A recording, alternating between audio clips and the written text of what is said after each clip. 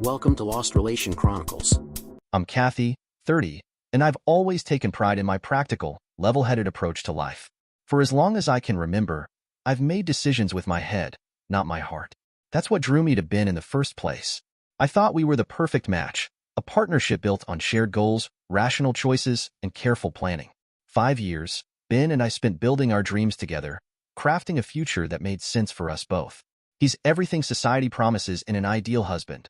A highly successful tech executive pulling in over $500,000 a year, kind, devoted, and completely supportive of my dream to be a stay-at-home mom.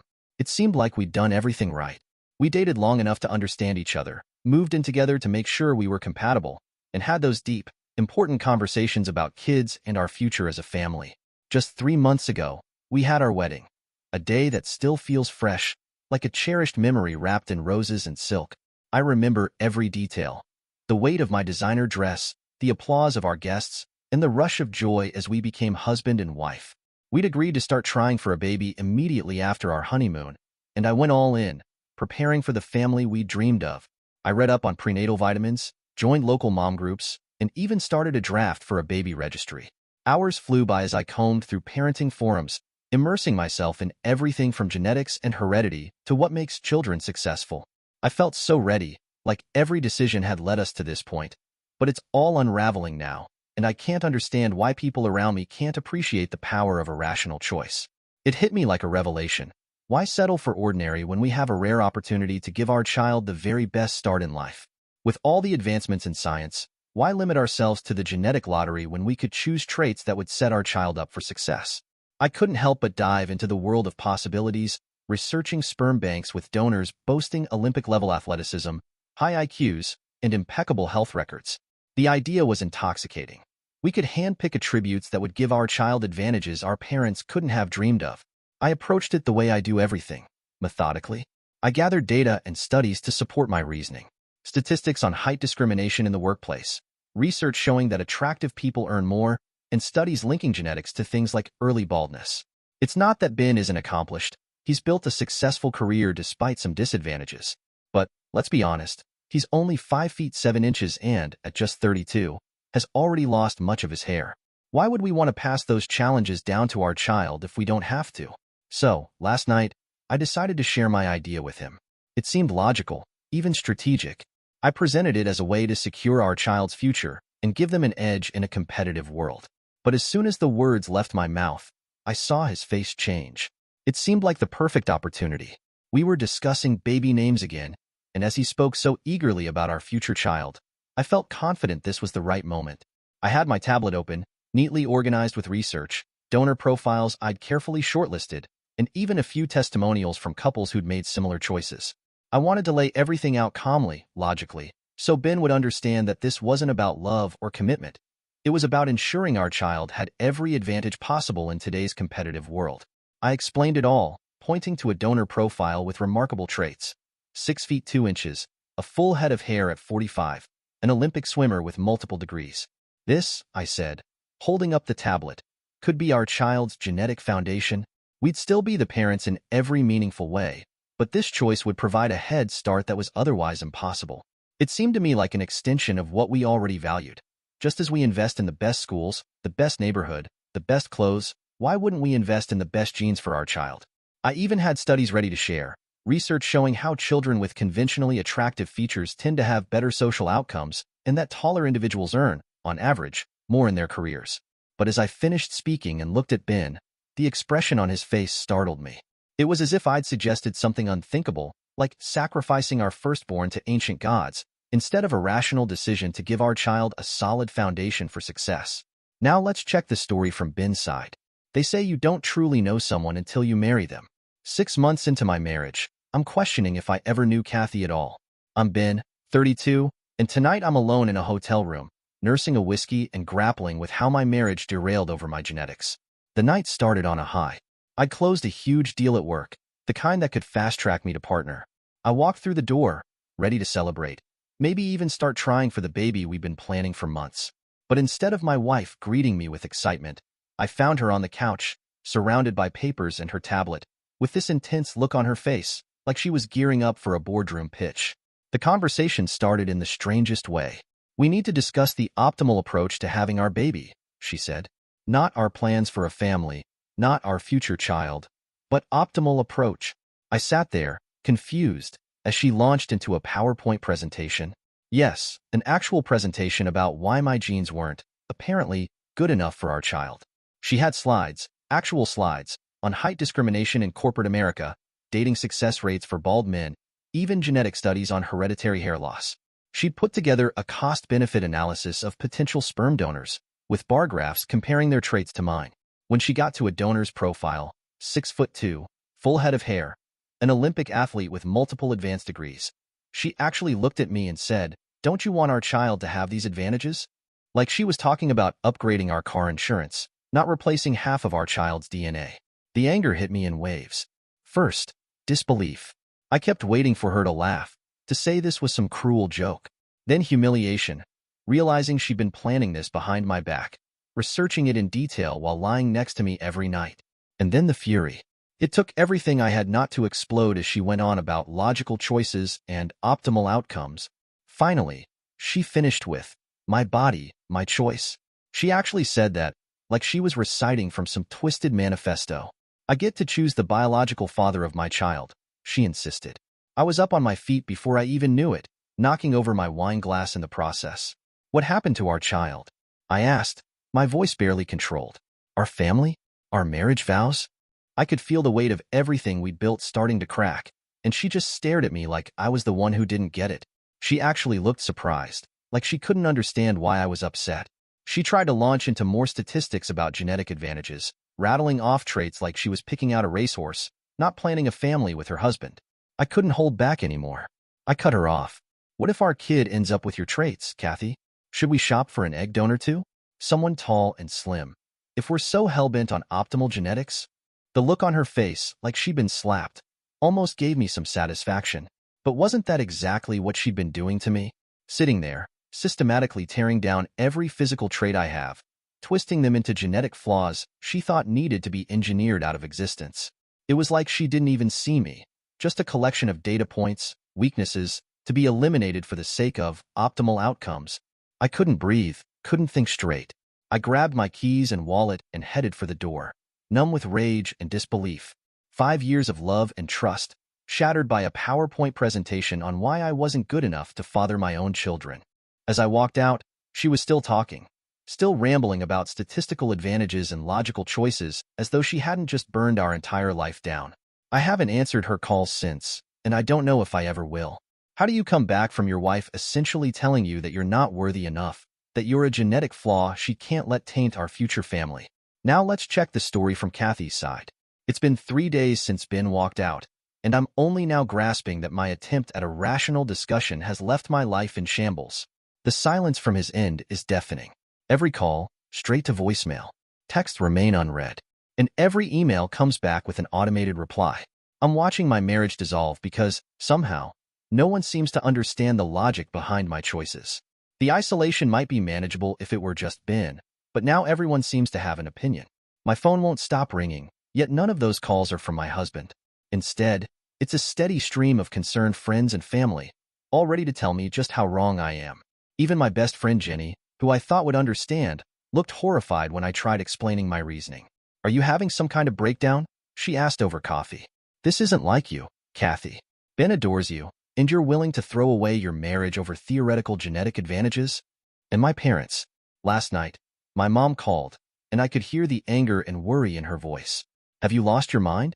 she demanded. "Ben is successful, loving, and would make an amazing father. What more could you possibly want?" I tried explaining it to her, just like I've tried explaining it to everyone else. The logic of optimizing our child's potential, the science that makes this possible now in a way it never was before, the advantage I thought any parent would want for their child. But all I get are blank stares, shocked silences, or lectures on how I'm throwing everything away. "Mom, this isn't about Ben as a person or a husband," I insisted. "It's about giving our child the best possible advantages in life. You always said you wanted better for me than you had. Well, this is me wanting better for my child." But as soon as I said it, I heard Dad's voice on the line, heavy with disappointment that cut through even the static. "Kathy, this isn't about wanting better for your child. This is about you deciding, somehow, that your husband's genetics aren't good enough. Do you have any idea how hurtful that is? They don't understand. No one seems to. They're stuck on ideas of love and feelings, like this is some fairy tale where love alone shields you from life's obstacles. But what about the practical considerations? What about the studies showing that tall people earn more money, or the research that proves how conventional attractiveness shapes everything from career success to social connections? Why am I the only one willing to think about these things? They just keep talking about how I'm overthinking this, as if preparing for our child's future is somehow a flaw. Yesterday, my sister Maria came over, ambushing me in my own home. She spread photos from Ben's and my wedding across the coffee table, like they were exhibits in a case against me. She pointed to one where Ben is twirling me on the dance floor, both of us beaming. "Look at how happy you both were," she said. "Look at the way he's looking at you. And now you're throwing this all away because you think your kid might be short?" I didn't have a response. After she left, I sat there for hours, staring at those photos. We did look happy. We were happy. But no one seems to understand that this isn't about happiness. It's about making responsible, informed decisions for our child's future. Isn't that what my choice is supposed to mean? My body, my choice. That's the principle we've been taught to hold. But now everyone is treating it like it's madness to extend that principle to choosing the best genetic foundation for my child. And the worst part is the way people keep suggesting I seek therapy. They act like wanting to prioritize my child's success and health, wanting to make the best choices possible, is a sign of instability. It's condescending, as if taking genetic science seriously and wanting the best isn't something a sane person would consider. Even my gynecologist seemed uneasy when I mentioned sperm donors at my last appointment, suggesting I should discuss this thoroughly with my husband. I tried that, didn't I? And look where it got me. Ben is gone, and everyone is questioning my sanity, not my reasoning. I'm not crazy, and I'm definitely not having a breakdown. All I want is to make the most practical, rational decision for the future of my child. But no one else sees it that way. They're acting like I'm carelessly throwing my marriage away when all I'm trying to do is offer our child every possible advantage from the start. Why is it so hard for them to understand that? To see that this is about our child's future, not some attack on Ben? Now let's check the story from Ben's side. The leather couch in my lawyer's office creaks as I shift uncomfortably, struggling to process the words, grounds for annulment, and breach of marital contract. Just a week ago, I was excitedly planning nursery colors with my wife. Now, I'm discussing legal options to end my 3-month marriage because my wife decided my genes weren't good enough for our future children. My family's reaction was exactly what I expected. Pure, unbridled outrage. Mom actually broke her favorite coffee mug when I told her what Kathy had proposed. Dad, usually the calm one, turned a shade of red I'd never seen before. She did what? Mom's voice still echoes in my mind from that conversation. After 5 years together, after everything I've done for her, after all the plans we made, she started listing all the things I'd built for our future. The house I bought in the best school district, the college fund I was already setting up for our kids, the life insurance policies, the investment portfolios. And none of it matters because I'm not tall enough. My brother James, always the practical one, suggested I talk to a lawyer immediately. "This goes beyond just hurting your feelings, Ben," he said during our third scotch at his place. "She basically deceived you throughout your entire relationship. You married her thinking you'd have children together. Actually together, not with her shopping for designer jeans behind your back." When I finally met with the lawyer, a sharp-eyed woman in her 50s, she didn't even blink as I explained the situation. Apparently, I'm not the first person to find myself in her office over reproductive deception. She laid out my options in a clinical manner. Annulment based on fraud, since Kathy had clearly entered the marriage with intentions she hadn't disclosed, or traditional divorce proceedings. The courts generally take a dim view of reproductive deception, she explained, shuffling through the papers I had brought. She never indicated during your courtship or engagement that she intended to use a sperm donor instead of having biological children with you? I laughed bitterly. We spent 5 years planning our future family. She watched me set up college funds, helped me pick a house with enough bedrooms for multiple kids. Hell, we even filled out one of those ridiculous couples questionnaires about how many children we wanted and what we'd name them. The lawyer's pen scratched across her legal pad. "And when did she first bring up her concerns about your genetic contributions?" 5 days ago, I replied, my voice cracking despite my best efforts. Complete with PowerPoint presentations about height discrimination and studies showing how baldness affects career prospects. She had it all planned out, donor profiles, genetic counseling appointments, everything. While I was busy picking out cribs online, she was shopping for better genes. Just then, My phone buzzed with another message from Kathy. I hadn't read any of them since that night, but my lawyer had. She's still insisting she has the right to choose the biological father, the lawyer notes, reviewing the latest email. She's not backing down from her position. That's what kills me. Kathy genuinely doesn't seem to grasp what she's done wrong. In her mind, this is just another logical decision, like choosing the best school district or the safest car. She keeps throwing around phrases like my body, my choice, as if this isn't about shattering the very foundation of our marriage. My sister Nancy summed it up best. She's treating having a baby like building a computer, just picking out the best components without any consideration for the human element. Kate's right. Kathy sees me as just a suboptimal component that needs to be upgraded. Now let's check the story from Kathy's side. The lawyer slides the annulment papers across her desk. Take some time to review these, she says gently. But given the circumstances, I strongly recommend moving forward quickly. The longer you wait, the more complicated this becomes. I stare at the papers, my wedding rings suddenly feeling like they weigh a ton. How did we get here? How did 5 years of love and trust end up reduced to legal documents with terms like reproductive fraud? They served me the annulment papers yesterday.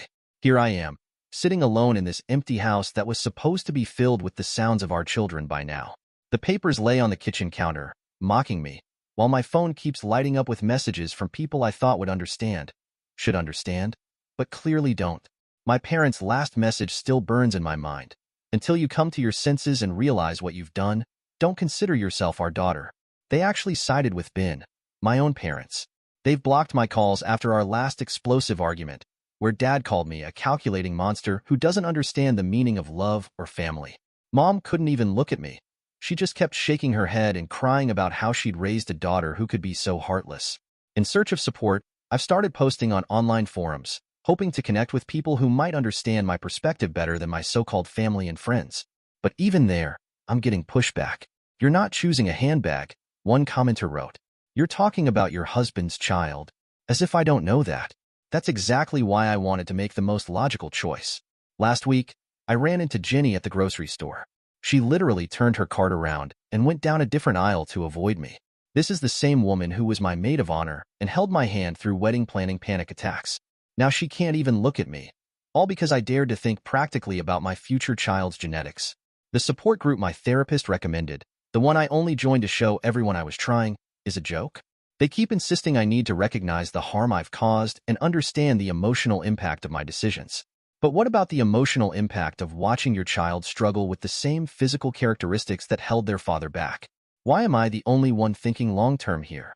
The annulment papers cite fraud and reproductive deception. Reproductive deception, as if wanting the best for my child is somehow fraudulent.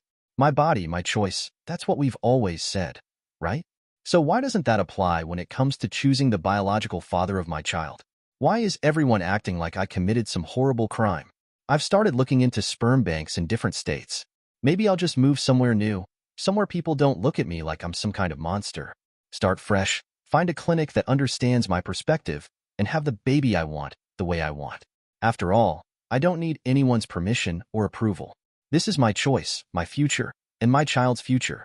Let them all judge me. Let them whisper behind my back at family functions I'm no longer invited to. Let my parents pretend they don't have a daughter anymore.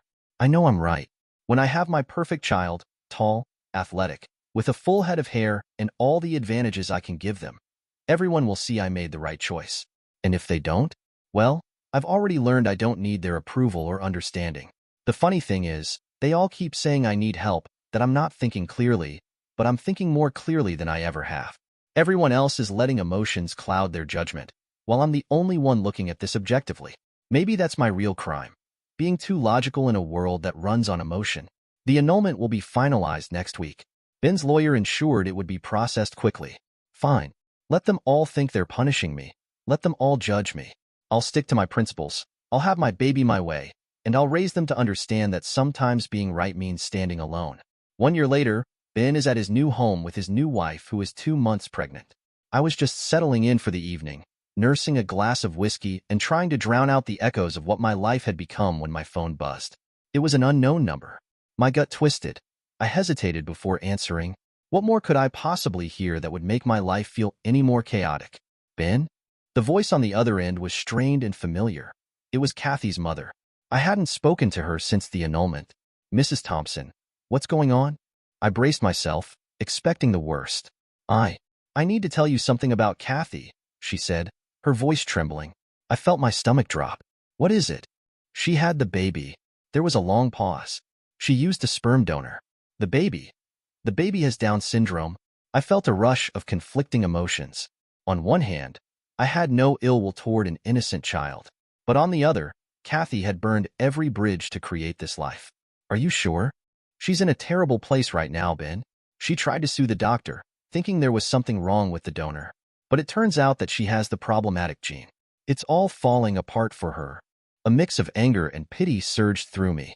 She wanted to shop for the perfect genes, to engineer a child she deemed worthy, and now she was faced with the harsh reality of her choices. How did she think this would end? I muttered. Mrs. Thompson sighed heavily. I don't think she ever considered the possibility of failure, of being wrong. She was so focused on the perfect child, the optimal genetics. And now? I asked, genuinely curious. Now she's overwhelmed, Ben. She's struggling to cope. I'm worried about her mental state. She might need support, and I thought you should know. I closed my eyes, trying to picture Kathy in this new reality. I had always seen her as the ambitious planner, the one who laid out every detail of our lives together. But now? Now, she was alone with her choices, facing the consequences.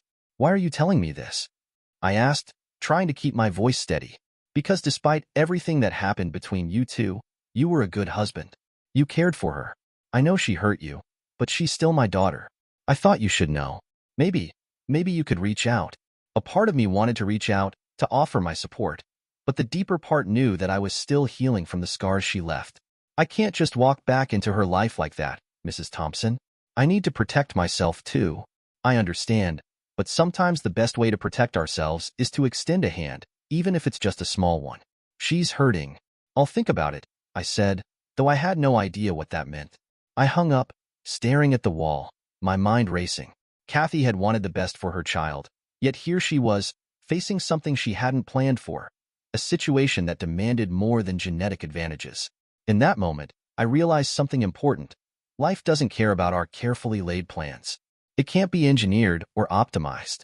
And as I took a deep breath, I knew that I had to find my way through this turmoil without losing myself again. Dear listeners, please share your thoughts in the comments section below, and don't forget to like, share, and subscribe.